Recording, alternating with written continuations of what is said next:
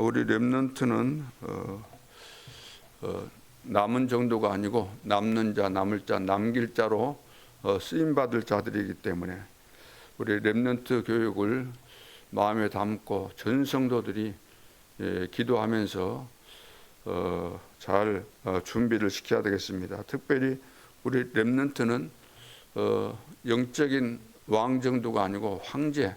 왜냐하면 중요한 우리 렘넌트는 시대마다 최고의 나라에서 강대국에서 가장 높았던 황제들을 다 살렸던 그런 자들이기 때문에 이것을 꼭 정체성으로 마음에 담을 수 있도록 해줘야 되겠고, 그러기 위해서는 이제 삶 집중을 할 수 있도록 처음에는 안 되겠지만 계속해서 이것을 점검하고 아침, 낮, 밤 기도할 수 있도록 해줘야 되겠습니다. 그리고 우리 렘넌트는 세 군데 살리는 주역이기 때문에 교회를 잘 이해시켜야 되겠죠. 교회를 살려야 되고 또 3시대의 주역이 돼야 되고 그리고 선교의 주역이기 때문에 이런 부분들을 늘 말해주고 또 확인하고 정체성을 계속해서 심어줘야 되겠습니다. 자, 그래서 어떤 사람이 절대 망대를 세울 수 있을까? 오늘 이제 공과 2과지요. 갈등과 본질입니다. 바울이 셋째 하늘로 갔다는 것은 기도했다는 것을 뜻하는 거죠. 이 부분을 이제 확인해 봐야 되는데 사도 바울이 14년 전에 그런 경험을 했다는 것인데 예수 믿고 아마 얼마 되지 않아서 이런 경험을 했던 것으로 생각이 됩니다. 사단의 사자다. 그러니까 많이 시달렸다는 거죠. 사단에게. 자, 그래서 거기에서 중요한 이제 답을 얻은 내용들을 말씀하고 있습니다. 갈등이 생기면은 오늘 이제 갈등과 본질인데 갈등이 생기면은 본질을 찾아내야 되는 거죠. 우리는 갈등 문제만 해결하려고 하지 말고 갈등과 문제 속에서 가장 중요한 것은 본질을 놓치지 않는 겁니다. 본질. 그래서 아무리 옳은 말 해도 본질을 놓치면 실패할 수밖에 없죠. 본질. 그 본질이 뭘까? 우리의 본질은 뭐겠습니까? 복음이고 또 내가 받은 축복이고 그리고 이 교회가 이 축복이고 우리는 세계 복음화의 이 절대 여정 속에 있는 자들이고 그렇기 때문에 항상 이 본질, 사도 바울 같은 경우는 하나님께서 나를 사도로 부르셨다. 이방인을 살리기 위해서, 임금을 살리기 위해서 나를 부르셨구나. 그 본질을 안 놓치니까 작은 것에 걸려들 이유가 없는 거죠. 그러나 대부분 교회 안에서 갈등한다, 서로 시험 든다, 이 말은 가장 중요한 축복, 비교도 되지 않는 이런 축복을 내가 받았는데 그리고 받을 것인데 렘넌트인데 이런 것을 모르게 되면은 작은 것에 걸려들어서 실패할 수밖에 없기 때문에 본질을 늘 놓치지 않도록 그렇게 해야 되는 거죠. 그래서 교인끼리 다투면은 아무리 잘해도 본질을 놓친 겁니다. 그렇잖아요. 얼마나 받은 축복이 많고 받을 축복이 많은데 하나님께서 우리를 축복하실 일 우리가 또 감당하고 우리에게 주어진 사명을 반드시 수행해야 될 그런 시간표가 기다리고 있는데 그런 것을 전혀 보지 못하고 또 누리지 못하고 있기 때문에 사소한 것을 가지고 서로 옥신각신 다투고 갈등하고 힘드는 거죠. 그래서 항상 우리는 본질을 놓치지 않아야 되는데 그 본질 그러면 또 이해가 안 될 수 있잖아요. 뭐 본질이 뭔데 또 이렇게 생각할 수 있는데 쉽게 말한다면은 내가 지금 생각하고 있는 거, 내가 지금 하고 싶은 거, 또 갈등 생기는 거, 여러 가지 또 불만족스럽고 불평하고 싶은 그런 것들이 있을 때 과연 이것을 하나님이 원하시는 것일까?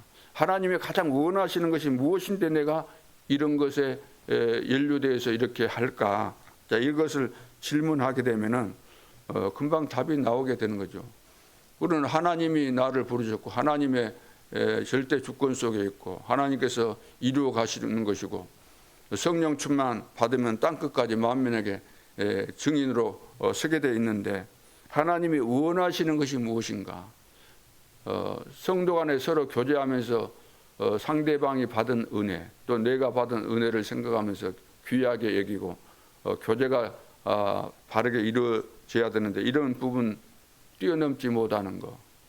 하나님이 원하시는 것이 무엇인가에 초점 맞춰서 내가 생각하고 내 자신을 점검하게 되면 금방 해소될 그런 부분들이죠. 그러면 바울은 이런 문제를 어떻게 극복하고 해결했을까? 첫째, 사도직 변호 그랬죠. 바울은 이제 사도가 맞습니다. 육신적으로 볼 때는 사도가 아닐 수 있죠. 아니다고 해야 되겠죠. 왜냐? 예수님께 직접 부름받아서 같이 3년 동안 동고동락하면서 교훈을 받고 예수님께서 가르치는 거 교훈받고 하시는 거 보고 그렇게 해야만 사도가 되는 거잖아요. 그런 측면에서는 바울은 사도가 아니죠. 그래서 사도들 입장에서는 바울이 이제 두각을 나타내고 딱 나타났을 때 굉장히 꺼려한 거고 싫어하고 그런 눈으로 볼 수밖에 없었던 거죠. 자, 그래서 이제 바울은 어쩔 수 없이 이제 자기 자신이 이 사도인 것에 대해서 변호하는 그런 것을 이제 10장에서 볼 수 있고 오늘 본문도 보면은 바울이 이 말을 하게 된 것은 부득불할 수밖에 없어서 이런 말을 한다는 거죠. 바울은 자기 자랑하는 것을 좋아하지 않는 사람입니다. 근본적으로. 왜? 너무나 큰 은혜를 받았기 때문에. 자, 그런 측면에서 내가 사도라는 것은 뭐 과시하기 위해서 자기를 변호한 거 아니고 자기는 그야말로 성령으로 성령께서 자기를 훈련시키셨고 그리스도께서 부활하신 그리스도를 직접 만났고 그분을 통해서 내가 훈련받은 사도라는 것을 확실히 알았기 때문에 편지 쓰는 그 서신서들마다 보면은 그 잘 나와 있습니다. 나는 주의 종이고 이렇게 계시를 받고 이런 내용들을 쭉 말씀하고 있죠. 그래서 바울은 자기 자랑보다 복음과 그리스도를 더 중요하게 보았고 늘 입만 열면은 그리스도를 자랑하고 높이는 일을 했습니다. 그래서 바울은 육신 방법이 아니라 영적 방법, 영적인 비밀 이런 것들을 늘 말씀하고 여기에 초점을 맞춘 거죠. 우리는 어디에 초점을 맞춥니까? 우리는 늘 육신적인 거, 물질적인 거, 보이는 거, 지금 당장 나에게 유익된 거 이런 것 가지고 계산 많이 하잖아요. 그러나 바울은 이런 차원이 우리와는 차원이 완전 다르죠. 그래서 바울은 특별했다 그러기보다 우리도 똑같은 은혜를 받았기 때문에 바울 같은 생각과 바울 같은 비전과 바울이 살아가는 삶의 자세를 우리도 그대로 본받는다기보다 그런 삶이 되어져야 되는 거죠. 왜냐? 똑같은 복음을 받은 자들이기 때문에. 그래서 고린도후서 10장 17절 18절에 보면은 자랑하는 자는 주 안에서 자랑할지니라. 주 안에서 자랑하고 싶으면 주 안에서 하라는 거예요. 주 안에서. 주 안에서 자랑한다고 한다면 뭐가 자랑하겠어요? 내 자랑 나오겠습니까? 절대로 나올 수가 없죠. 왜? 나된 것이 주의 은혜로. 믿음으로 은혜를 받고 우리는 믿음으로 구원받았잖아요. 내 자랑이 나올 수가 없죠. 그러니까 은혜를 못 받은 사람은 자기 자랑이 나오게 돼 있고 그리스도를 높일 이유가 없기 때문에 육신적이고 세상적이고 그래서 인간적인 갈등 여기서 못 벗어나는 거죠. 그래서 교회 안에 이 비밀을 모르는 사람들이 모이게 되면 늘 갈등하다가 평생을 가게 되는 거죠. 그래서 자랑하는 자는 주 안에서 자랑할지니라. 옳다 인정함을 받는 자는 자기를 칭찬하는 자가 아니요 오직 주께서 칭찬하신 자니라. 주님이 나를 칭찬해야 되는 거잖아요. 그렇죠? 주님은 나를 싫어하는데 나는 잘난 체 하면서 내 자랑을 하려고 한다. 다른 사람이 나를 알아주기를 바란다. 그 자체가 이상한 거죠. 그리고 두 번째는 거짓 사도들에 대해서 11장 1절로 이제 15절에 말씀하고 있는데, 거짓 사도들이 공격을 많이 하잖아요. 거짓 사도들이 나타나서 성도들도 많이 속이고 그러잖아요. 그래서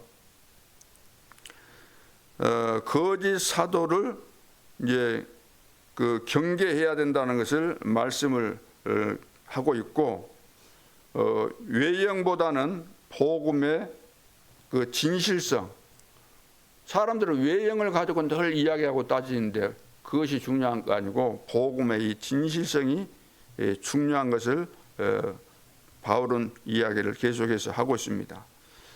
그래서 이제 14절 15절 거기에 보면은 이것은 이상한 일이 아니니라. 사탄도 자기를 광명의 천사로 가장하나니 그러므로 사탄의 일꾼들도 자기를 의의 일꾼으로 가장하는 것이 또한 대단한 일이 아니니라. 그들의 마지막은 그 행위대로 되리라. 그러니까 거짓 선지자, 귀신에게 잡혀가지고 거짓 선지자인데 아닌 것처럼 광명의 천사로 가장해서 늘 속인다는 거예요. 사람들은 속기 쉽잖아요. 사기꾼이 사기꾼으로 딱 드러내서 한다면 누가 사기 당하겠어요? 사기꾼 아닌 것처럼 하기 때문에 당하는 거죠.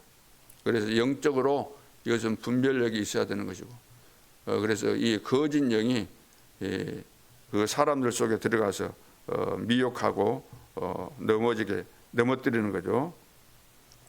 그래서 이 거짓 사도들이 그 당시에 많이 있었던 것으로 봅니다. 세 번째는 참된 능력이에요. 참된 능력. 오늘 이제 본문에 우리가 보았는데 바울은 깊은 기도와 영적 체험 속에 있었죠. 깊은 기도를 했고 영적인 보통 사람들은 거의 체험하지 못하는 그런 기도를 이제 체험을 했죠. 그런 영적인 세계를 우리도 이런 체험이 있어야 됩니다. 이런 체험이 없으면은 사실인가? 하나님의 말씀이 사실일까? 과연 맞는가? 이런 의문이 생기면서 신앙생활이 좀 제대로 안 될 수 있죠. 중요한 그런 순간들에 있어서 우리는 늘 체험이 중심은 아니지만, 체험이 기준은 아니지만 영적인 체험은 필요한 겁니다. 사도 바울도 지금 바울은 영적인 체험했던 것들 말하는 그런 사람이 아니잖아요. 부득불 여러 가지 상황들 속에서 지금 이야기하는 겁니다. 왜냐? 고린도 교회 여기는 그 자체가 너무나 혼란한 거예요. 성도들 수준이 우상 숭배하다가 돌아왔고 여러 가지, 그러다 보니까 육신적인 이런 갈등 이런 것이 많아서 늘 싸우고 그런 상황 속에 있었기 때문에 부득불 말 안 하려고 했는데 이것을 말할 수밖에 없었다 그랬잖아요. 하지만 바울은 그 체험 자체보다는 약함 속, 내가 약한데 그 약한 것 속에 역사하시는 하나님의 은혜를 더 이제 강조하고 있는 거죠. 그래서 내 은혜가 내게 족하도다. 이는 내 능력이 약한 데서 온전하여 짐이라 그랬죠. 그러므로 도리어 크게 기뻐함으로 나의 여러 약한 것들에 대하여 자랑하리니 이는 그랬죠. 그리스도의 능력이 내게 머물게 하려 함이라. 약한 것들을 내가 자랑하는 이유가 뭐냐면은 그리스도의 능력이 내 속에 임해 계속해서 머물게 하기 위해서. 그러죠. 내가 강하고 내가 잘났으면 그리스도가 뭐 필요 있겠어요. 그래서 내 속에 계신 그리스도, 그분이 중요한데 내 약한 것 때문에 늘 그분을 바라보면서 내가 기도하고 그분이 내 속에 계시기 때문에 그분과 함께 이렇게 교제하고 이런 것이 너무나 중요하기 때문에 이것을 지금 이야기하는 거죠. 그러므로 이제 10절에도 그러므로 내가 그리스도를 위하여 약한 것들과 능력과 궁핍과 박해와 공고를 기뻐하노니, 사실 이거 육신적으로 기뻐할 이유가 뭐 있습니까? 다 모든 사람들이 이런 거 오지 않기를 원하죠. 그런데 기뻐했다. 왜? 이는 내가 약한 그때의 강함이라. 내가 뭐 그리스도 없어도 나는 만족해, 괜찮아, 살맛나, 좋아. 그런 사람이 어떻게 신앙생활이 되겠습니까? 그래서 배부른 사람은 절대로 밥 주면 아무리 뭐 진수성찬, 배불러 있는데 진수성찬 차려줘봐야 소용이 없는 거거든요. 갈급하지 않는 사람에게 그리스도가 무슨 소용이 있겠어요. 정말로 내 인생 문제 해답이 없고 해결이 안 되고 시달리고 고통받고 있는데 해결책이 없는 그런 갈급한 자에게 복음되는 것이지. 그래서 바울은 그런 부분에 대해서 너무나 뼈저리게 체험하고 또 다 알고 있기 때문에, 그래서 내 은혜가 내게 속하도다. 이는 내 능력이 약한 데서 온전하여 짐이라. 자, 결론으로 이제 갈등이 올 때 중요한 것은 내 주장보다 복음의 본질을 놓치면 안 된다는 겁니다. 그래서 참된 능력은 강함이 아니라 약함 속에 역사하시는 그리스도의 은혜입니다. 그래서 항상 하나님의 은혜 속에 우리가 있고 또 은혜를 하나님은 계속해서 주시잖아요. 살아계시고 지금도 나와 함께 하시면서 절대 여정을 우리와 함께 가시면서 매 순간순간 은혜 주시고 우리에게 깨닫게 해주시고, 그러는 가운데서 넘어져도 문제 생겨도 실수해도 원리스 모든 일에 하나님의 이제 계획 속에서 모든 일들이 이루어지면서 세계 복음을 향해서 가고 있는 것이기 때문에 이런 부분을 놓치면은 사실 아무것도 안 되는 거죠.